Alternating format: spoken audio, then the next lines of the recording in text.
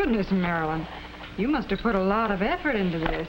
Miss Heckshaw, you'll just never know. That's right.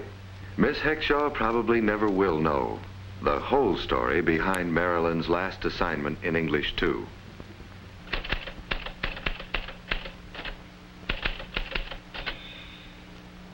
How's it coming, Lynn? So there I was at 20,000 feet.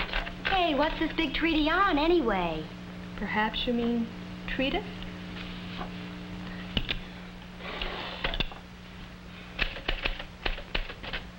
Brother. Get this, Carol. What does the emancipation of American women mean to you? Emancipation? Yeah, liberation, etc. How about women's right to stand up on buses and streetcars? Then, how about the modern gal's right to go Dutch when her dreamboat's out of ready? Oh, Betty, be serious. We have to help Marilyn. Due Monday, you said? That's right, Carol. I know. Women's right to vote. Why, it's the biggest thing that's happened to women Since Adam's apple. Carol, you sweet dumb thing. Pull up your flaps. You're dragging. Hey, wait a minute. I'm having enough grief over this theme. There's only one thing I'm sure of. For Miss Heckshaw, it's got to be the modern approach. Say, let's look around the kitchen.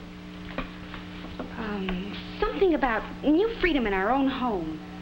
Electricity, gas, mechanical servants, you know, something about, freedom from drudgery. Sort of like that. Oh, you mean like today we women have it easier than the pioneers? Honestly, Carol. Oh, my gosh. That's a terrific angle. Talk about emancipation. Take the family wash, for instance.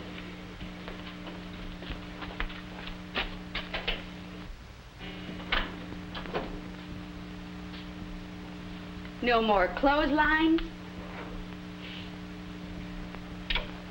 No more dark basements.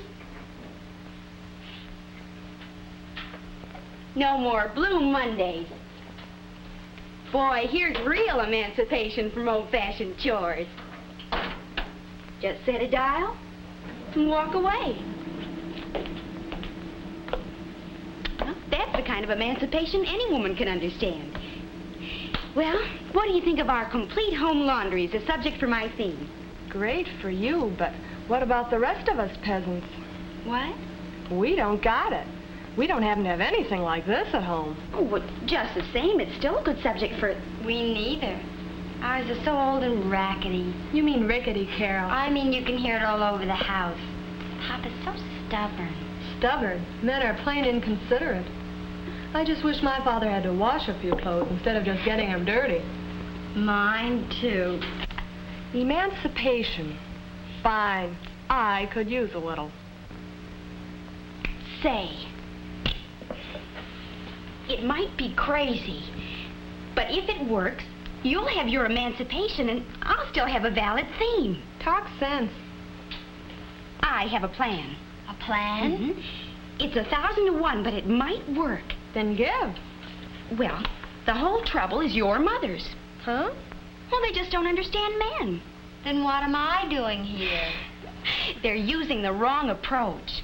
You've got to let your fathers sell themselves. You mean so they'll think the whole thing is their idea? Exactly. But how?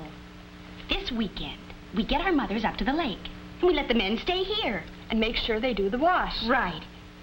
And, Carol, you're elected to get Mr. Walligan on our side. Mr. Walligan?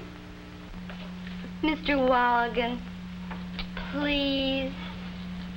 If you'll just make sure that you have 2 complete laundries ready to deliver this Saturday. 2 complete laundries? So, this weekend, you men can have that complete, uninterrupted cribbage game you're always talking about. Of course, you'll have to do Mother's washing while we're away. Oh, no, Mother. Let Daddy do the wash while we're away. But why, Marilyn? Well, because you need a holiday.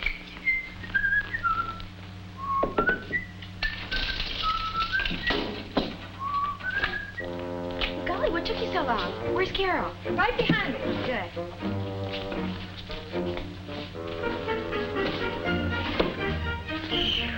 Hey!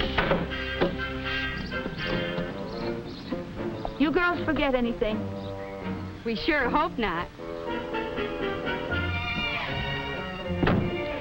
May it all come out in the wash. You make lemonade, Jim? Must have been Marilyn. I found it in the refrigerator.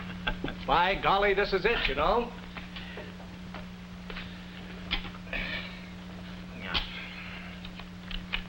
Oh, wait a minute, George. I'd like to make a toast. Sure, Charlie. Who to? Jim, to whom? Why, to our recently departed. Who else? Yes, sir, boys. Here's to our gang of little women. On a well-earned holiday. And And a memorable weekend for us all.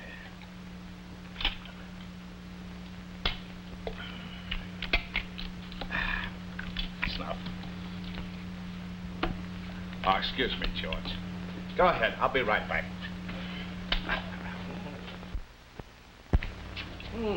This is not bad.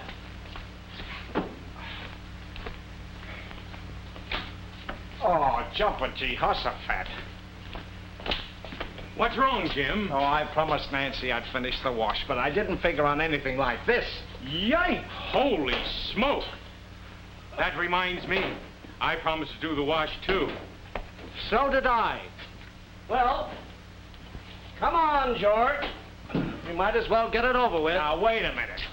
You can do that tomorrow. What about the cribbage game? You kidding? With this on your hands? Oh, there's no bother. It's no trick to do the wash with this baby, and we can go right on playing cribbage. Automatic, huh? Oh, you betcha. Well, this is a real nice setup you got here, Jim.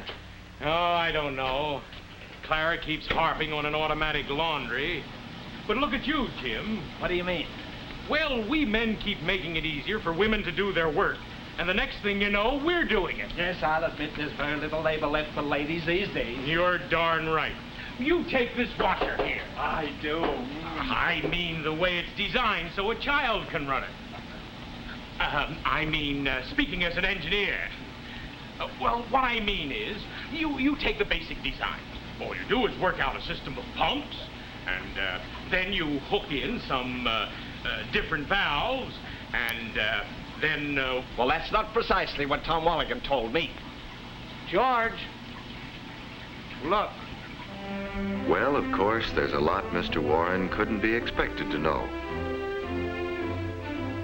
But to an established company in the home laundry business, how it's made is a point of engineering concern that goes back a long way. Some 53 years, in fact.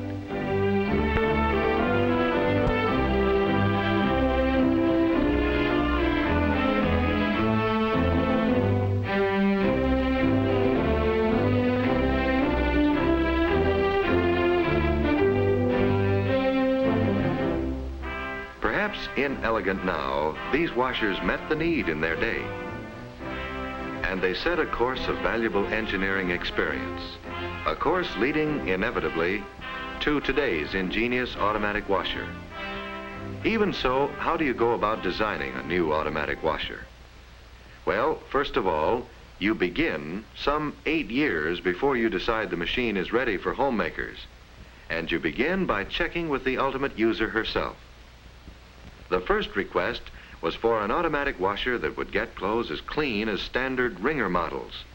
That meant an agitator type. How to engineer this fine idea into an automatic washer with a spin basket was a problem yet to be solved. The second request was for a method of saving suds and hot water, something the engineers themselves had long thought about. But again, figuring out how to save and reuse hot suds in a compact automatic washer with a single tub was a stiff engineering challenge. The third request was for adaptability, an automatic washer that would still let a housewife do her washing the way she wanted to do it. That meant a flexible time and cycle system. To these three basic demands, the engineers added one of their own, an automatic washer so well balanced it wouldn't need bolting down. So armed with what would be right in an automatic washer, Your lab men proceed to find out what's wrong with existing types, and then the fun begins. Most good ideas start out as problem children. It is the design engineer's job to make them adoptable. The engineer usually has a team of draftsmen to help him translate ideas into working parts. And with time and patience and trial after trial, one of your brain children at last becomes socially acceptable. You have a flexible timer. Another, the agitator, in time gets a superior twin. Again, after many tests and rejections, you finally come up with the agitator you want. One that does an even better job of washing clothes than originally requested. But here, in the Suds return system, you find an engineering challenge so typical it hurts. That of developing a simple, good idea into a good, simple design. Starting from scratch, the first exploratory attempt was crude. The engineers tried an electric motor, an automobile pump, and a siphon line into the washer tub. The first unit was manually operated through a separate switch, and the water returned through the top opening of the washer tub. No good. In time, a two-way valve development got rid of the siphon hose, but the new pump still hung on the side of the tub, still unsatisfactory. Then both motor and pump were hidden beneath the washer, and a new problem was born. In this position, the pump now required precisely a pint of priming water to start its Suds return action. A coffee can held just enough, but soon became a brightly painted, specially designed priming can. Eventually, the priming can became an aluminum derby hat, itself subject to further improvement. After many other refinements, the engineers finally released the unit to production. A good, simple design. It works beautifully. This baton-like affair is a steel rod with a hard rubber ball at each end. Believe it or not, the rubber ball is used to eliminate bounce. Again, eventually, a simple design, the ball rod suspension system is the engineer's unique answer to their own problem. A perfectly balanced machine that needn't be bolted down. And these, of course, are just some of the things George Warren couldn't be expected to know about automatic washers and how they're made.